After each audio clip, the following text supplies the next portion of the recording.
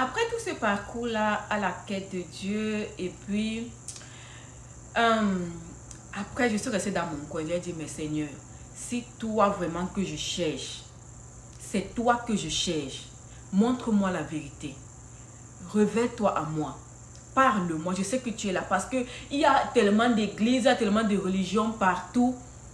Montre-moi qui tu es, révèle-toi à moi. C'est là maintenant que j'ai commencé ma quête. Je vous dis que lorsque vous priez, que vous êtes sincère, Dieu se révèle à vous. Il a commencé à se révéler à moi. Like, je pouvais ouvrir mon téléphone un jour sur YouTube, sur Facebook, partout. Je tombe sur une prédication, bien sûr, je tombe sur un enseignement. J'ai commencé, je vous dis par qui j'ai commencé. J'ai commencé par Neville Goddard. J'ai commencé par Joel L. Goldsmith. Bon, j'étais déjà ici. Hein. J'ai commencé par Joel S. Goldsmith. Et bon, tu vois, ça me prépare. On dirait quand l'élève est prêt, le maître se révèle. Et puis, j'ai continué. Après, maintenant, j'ai fait l'apparition. Bon, j'ai découvert, parce qu'il était déjà là depuis, mais comme tant que ton esprit n'est pas encore préparé à le recevoir, tu ne peux pas le voir. J'ai commencé à écouter les enseignements d'Olivier Manitara. Lorsque j'ai écouté Olivier Manitara, je vous dis que j'étais dans le choc. J'ai dit, mais c'est ça que je cherche depuis. C'est ça que je cherche. Mais je vous dis la vérité, moi je partais toujours à l'église. Parce qu'on dit tout que je ne reste pas à la maison, mais je partais à l'église avec un pied dedans, un pied derrière. Mais j'étais dans ma quête intérieure. Olivier Manitara, j'ai dit que mais c'est ça que je recherche. Je cherche ces enseignements-là qui parlent du ciel, non de la terre, non du monde. Je cherche ça. Ouais, Seigneur, quand tu cherches Dieu. Olivier Manitara. Et puis, j'ai rencontré aussi Diez. Et puis maintenant, la Chris. Bon. Et tu sais aussi, pour la nature, pour la médecine, j'ai rencontré la maman qui vient de mourir là. Elle nous parlait de la médecine naturelle et c'est ça que nos grands-parents nous parlaient. C'est pour ça que je vous ai parlé de la culture au début. Nos grands-parents nous protégeaient contre les maladies depuis avec la tradition, avec les herbes. Je vais me rappeler d'elle. C'est celle qui vient de mourir. Diès. Et aussi, il y a aussi un Arwen de la Ruelle. Je sais que ce sont les noms français. Parle-moi de Achamela. Oui, je vais le connaître. Je t'aime beaucoup, frère. Parle-moi de Dokira Achamela. Je vais prononcer. Parle-moi de qui et paix à son âme. Docteur Etoudi. Ce sont nos hommes. Pardon, je ne vais pas me perdre. Ok, j'ai commencé à suivre les émissions comme Au cœur des mystères. J'ai commencé à suivre les émissions Au cœur des mystères du Cameroun. Dieu en question du Gabon. Et puis tout ça, ça me... Je disais, on dit que les religions, que lorsque tu es un Français ou bien lorsque tu es une Africaine, c'est pas différent. Hein? C'est la même chose. Le grand maître Ombram Ibronovich, je vous ai dit que je suis une Africaine. Donc, ce nom-là, ma langue n'est pas habituée à prononcer ça. Je suis habituée à prononcer les Mbarga, les Achamela, bon. Vous comprenez? Les Joshua Maponga. Je suis habituée à prononcer les Joshua Maponga. Oh, je l'aime cet homme. Je l'aime. Je dis qu'il y a les hommes, quand tu écoutes, non, tu veux seulement te soumettre à eux. Ok, continuons. J'ai commencé à suivre les émissions comme Dieu en question du Gabon,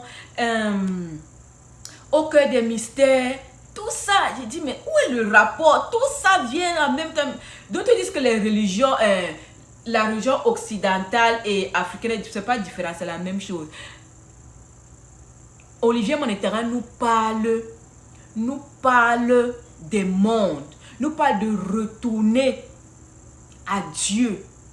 Et comment est-ce qu'on connaît Dieu? C'est pas nos religions, c'est d'où on vient. On vient d'où? D'où est-ce qu'on vient? Sachez que comme on est là, on a toute une lignée derrière nous. Mais si tu ne sais même pas d'où tu viens, si toi tu te coupes de ta lignée, comment est-ce que tu sauras d'où tu viens? Sache que tu sors, tu as, comment on va dire ça? Tu as un même derrière toi, tes grands-parents, tes arrière-grands-parents, ce sont eux qui doivent t'enseigner d'où tu viens. Maintenant, pourquoi nos parents en Afrique, on les vénérait? Parce qu'ils avaient la maîtrise. Ils avaient la maîtrise des forces obscures. Ils ne permettaient pas que les forces obscures prennent le pouvoir sur l'humain. C'est pour ça qu'ils avaient certaines traditions, certaines rites qu'ils disaient que... Donc, ils maîtrisaient le pouvoir de l'ombre et de la lumière. Ils mettaient en avant la lumière par rapport à l'ombre. Et c'est pour ça qu'ils paraissaient comme des dictateurs. Oui, parce que la dictature, c'est que tu maintiens quelque chose. Donc, ils maintenaient la lumière. Oh, c'est pas qu'il n'y avait pas le mal. Il y avait le mal. Mais ils avaient la maîtrise de comment faire que le mal ne prenne pas le pouvoir sur le bien. C'est pour ça que le retour à la culture est très important. Parce qu'on doit nous apprendre comment maîtriser le mal. Comment soumettre le mal face à la lumière. Regardez comment le monde... le maître Peter Deneuve, le maître Ombra Movamezmol, le maître Olivier Manitara, tous là sont en train de nous parler du bien. Regardez comment le bien, la lumière, je ne veux pas de la lumière est en train d'être étouffée avec l'apparition de toute cette machine. Je vous dis que la machine, la technologie, c'est ça même qui est l'ombre. C'est ça qui est le côté obscur. Je vous dis, les gens sont en train d'acclamer l'IA, l'intelligence artificielle. L'intelligence artificielle que vous voyez là, mes frères, je vous dis que c'est comme le président français, il a dit que la bête est là. L'intelligence artificielle que vous voyez là, c'est la bête même qui est en train de sortir. Et nous en train d'acclamer, on étudie ça, on laisse nos traditions, on laisse nos coutumes. Sachez que l'intelligence artificielle, vous voyez ce qui est en train de produire, non?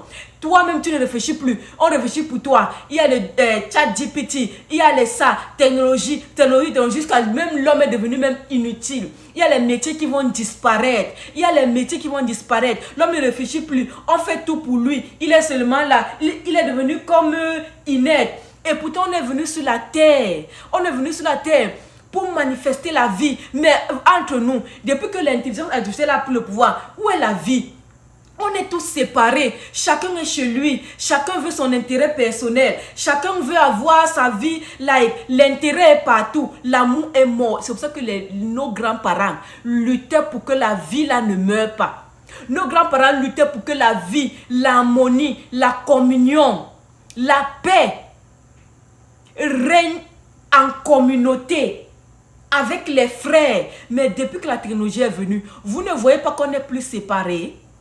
Est-ce que vous ne voyez pas qu'on est plus séparés? Et avec l'IA qui vient, on sera encore plus séparés. Mais où est le bénéfice de ça? Où est l'avantage de ça? On dit que ça va nous aider à ne plus. Ça va nous aider à faire quoi? Nous, on aimait qu'on marchait dans la forêt. On aimait qu'on partait se laver dans les rivières. On avait la paix, on avait la liberté. C'est vrai qu'il y avait certaines choses que nos parents nous interdisaient parce qu'ils ne voulaient pas que le mal prenne le pouvoir ou bien que le mal domine sur le bien. Et c'est légal. C'était légal. Et quand nos parents nous disaient que ne faites pas ça, et quand on grandissait, on se rendait compte qu'ils avaient raison. Mais maintenant, on dit que les enfants peuvent faire ce qu'ils veulent. Les enfants peuvent choisir ce qu'ils veulent. Les enfants peuvent devenir ce qu'ils veulent. Vous voyez ce que les enfants peuvent devenir, ce qu'ils veulent, ce qu'ils deviennent maintenant, non? Vous voyez ce qu'on dit, la liberté, là qu'on dit que, oh, liberté, la démocratie, la liberté, chacun fait ce qu'il veut. Vous voyez ce que chacun fait ce qu'il veut est en train d'engendrer, non? Et pourtant, avant, nos parents, lorsqu'ils savaient même que ces idées, parce que tout commence par les idées, lorsque nos grands-parents, nos parents savaient que tu as certaines idées, mon ami, ils te mettaient en quarantaine, ils te redressaient par des moyens légaux. Et on disait qu'ils nous faisaient du mal. Non, c'était pas le mal, ils nous faisaient du bien. Ils nous redressaient, ils nous montraient le bon chemin. Et à la fin de notre vie, on les remerciait. Même quand on était vieux, même quand on était grand, on respectait nos parents. Il y avait le respect même jusqu'à présent. Ceux qui ont grandi dans les années là, ils respectent tous leurs parents. Il y a cette connexion là, ce Bluetooth parental là. Revenons à la culture.